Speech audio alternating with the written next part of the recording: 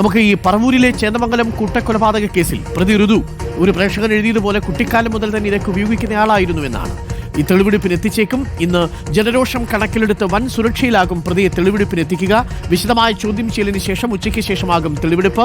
5 ദിവസത്തെ പോലീസ് കസ്റ്റഡിയാണ് പറവൂർ 1ാം ക്ലാസ് ജുഡീഷ്യൽ മജിസ്ട്രേറ്റ് കോടതി നൽകിയത്.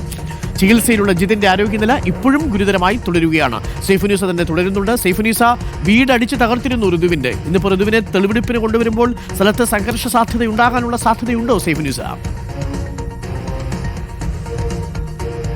തീർച്ചയായും ഇന്ന് ഋതുവിനെ ഉച്ചയ്ക്ക് ശേഷം തെളിവെടുപ്പിന് കൊണ്ടുവരാനുള്ള ഒരു സാധ്യതയാണ് ഉള്ളത്. ഇവിടെ ഇപ്പോൾ തന്നെ പോലീസ് മഫ്തിയിൽ ഉണ്ട്.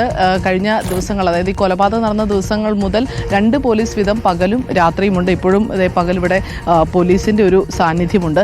എന്നിട്ടും കഴിഞ്ഞ ദിവസം രാത്രി ഈ പോലീസ് ഡ്യൂട്ടി മാറുന്ന ആ ഒരു ഗ്യാപ്പിലാണ് ഇവിടെ ഇന്നലെ മിനിങ്ങാന്ന് ഇവിടെ വന്ന് ഈ പ്രതി ഋതുവിൻ്റെ വീട് അടിച്ചു തകർത്തത്. നമുക്ക് ഈ ദൃശ്യങ്ങളിൽ കാണാം. വീടിൻ്റെ ഈ ടൈല് വരെ അടിച്ച് പൊട്ടിച്ചു. 2 പേര് ബൈക്കിൽ വന്നാണ് ഈ അക്രമം മുഴുവൻ നടത്തിയത്. വീടിൻ്റെ ചുറ്റുമുള്ള ജനൽ ചില്ലുകളെല്ലാം അടിച്ചു തകർത്തിട്ടുണ്ട്. ഈ രീതിയിലുള്ളൊരു ജനരോഷം ഇന്നും ഉണ്ടാകും എന്നുള്ളൊരു സാധ്യതയുണ്ട്. അതുകൊണ്ട് അത് കണക്കിലെടുത്തുകൊണ്ടുള്ള ഒരു പോലീസ് വിന്യാസം ഇന്നുണ്ടാകും. അതിനുശേഷം മാത്രമേ പ്രതി ഋതുവിനെ ഈ ഭാഗത്തേക്ക് കൊണ്ടുവരികയുള്ളൂ. അതായത് ഈ ഭാഗത്തിൻ്റെ ഒരു പ്രദേശത്തിൻ്റെ ഒരു പ്രത്യേകത എന്ന് പറഞ്ഞു കഴിഞ്ഞാൽ ഈ വാഹനം നിർത്തി ഒരു 200 മീറ്ററോളം നമ്മൾ അകത്തേക്ക് നടന്നു വരണം. ഈ വീടുകൾ മുഴുവൻ തിങ്ങി നിറഞ്ഞിരിക്കുന്ന ഒരു സ്ഥലമാണ്. അതിലൂടെ നടപ്പാതെയാണുള്ളത്. ഈ പോലീസിന് ഇത്രയും ദൂരം ഈ പ്രതിയെ കൈവില്ലെങ്കിൽ നടത്തിക്കൊണ്ട് വരണം. ഏത് ഭാഗത്ത് നിന്ന് വേണമെങ്കിലും ആക്രമണം ഉണ്ടാവും. കാരണം അങ്ങനെ മതിൽക്കെട്ടുകളുള്ള വീടുകളല്ല.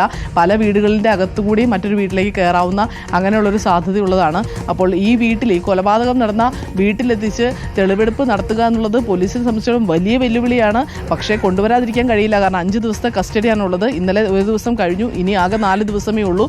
അപ്പോൾ ഈ വരുന്ന 2 ദിവസത്തിനകത്ത് തന്നെ ഈ ഇവിടെ വന്ന് ഒരു തെളിവെടുപ്പ് നടത്തേണ്ടതുണ്ട്. ഈ പ്രതി ഋതുവിന്റെ പ്രത്യേകത നമ്മൾ ഈ ലഹരി കേസുകളുമായി തട്ടിച്ചു നോക്കുമ്പോൾ എടുത്തു പറയേണ്ടത് 2015 ഇയാൾക്കെതിരെ ആദ്യത്തെ കേസ് രജിസ്റ്റർ ചെയ്യുന്നത്.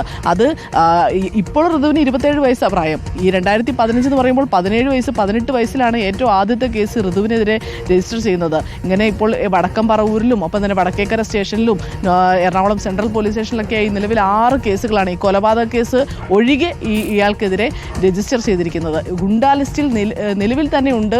ലഹരിക്ക് അടിമയാണ്, ലഹരി വിൽപ്പനയാണ് ഇയാളുടെ തൊഴിൽ. ഇതൊക്കെ പോലീസിന് അറിയാവുന്നതാണ്. പോലീസ് നിരന്തരം വന്ന് ഇയാളെ വന്ന് നിരീക്ഷിക്കുകയും ചെയ്തിരുന്നതാണ്. പക്ഷേ ഇങ്ങനെ ഒരു കൊലപാതകത്തിലേക്കെല്ലാം എത്തുമെന്ന് പോലീസ് വിചാരിച്ചിരുന്നില്ല എന്ന് വേണം മനസ്സിലാക്കാനായി. ഈ പറയുന്ന രീതിയിൽ ഒരു കുറ്റകൃത്യത്തിന് അയാളെ പ്രേരിപ്പിക്കുകയായിരുന്നു. എത്ര മനോഹരമായ ഒരു പേരാണല്ലേ ഋതു. ആ പേരിടുമ്പോൾ ആ രക്ഷിതാക്കൾക്കൊക്കെയുള്ള ഒരു താല്പര്യവും സ്നേഹവും ഒക്കെ എന്തായിരിക്കും. പിന്നീട് ലഹരി ഉപയോഗിച്ച് തുടങ്ങിയതോടുകൂടി ഋതു മാറുകയായിരുന്നു. ഋതുഭേദം എന്നൊക്കെ നമ്മൾ പറയുന്നത് പോലെ പിന്നീട് സ്വർഗതുല്യമായൊരു വീട് നരകതുല്യമായി തീർന്നു. ഞാൻ ഒരിക്കൽ കൂടി പറയുന്നു, നിങ്ങളുടെ വീട് നരകമാക്കാൻ ഇതുപയോഗിക്കുന്ന ഏതെങ്കിലും ഒരാൾ മതി എന്നുള്ളതാണ്. അതുകൊണ്ട് പ്രത്യേകം ശ്രദ്ധിക്കണം. എല്ലാ രക്ഷിതാക്കളും അതിനോട് വളരെ ശക്തമായിട്ട് തന്നെ ഉണർന്നെഴുന്നേൽക്കുകയും വേണം. കൊല്ലത്ത് ഇപ്പോൾ ചേന്ദമംഗലത്ത് അയൽവാസിയാണ് വെട്ടിക്കൊന്നത്. അടിവാരത്ത് സ്വന്തം ഉമ്മയാണ് ലഹരിയുടെ പേരിൽ വെട്ടിക്കൊന്നത്. കൊല്ലത്ത് എന്താണ് സംഭവിച്ചതെന്നറിയാമോ? സ്വന്തം അമ്മയും മുത്തച്ഛനെയും കൊലപ്പെടുത്തി ലഹരിക്ക് പണം വേണമെന്നാവശ്യപ്പെട്ടുകൊണ്ട് 25 വയസ്സുകാരൻ അതിക്രൂരമായിട്ടാണ് കൊലപാതകങ്ങൾ നടത്തിയത്. ലഹരി ഉപയോഗത്തിലൂടെ സ്വന്തം പെങ്ങളെ വളരെ ക്രൂരമായി കൊലപ്പെടുത്തിയാൽ, ബലാത്സംഗം ചെയ്തയാൾ, ഇതൊക്കെ നമ്മുടെ ചുറ്റുമുണ്ടാവുന്ന കേസുകളുടെ വ്യാപ്തിയും ആഴവും ഉറപ്പാക്കുന്നതാണ്. അത് തീർച്ചയായിട്ടും നമ്മൾ ശ്രദ്ധിക്കേണ്ടതാണ്. ഒരിക്കൽ കൂടി പറയുന്നു, നരകതുല്യമാക്കാൻ ഇതുപയോഗിക്കുന്ന ഒരാൾ മതി നമ്മുടെ വീട്ടിൽ. അതുകൊണ്ട് കനത്ത ജാഗ്രത വേണം നമുക്ക് ലഹരിയോട് വിട പറയുന്ന ഒരു സമൂഹത്തെ. Good bye to all drugs and all drinks.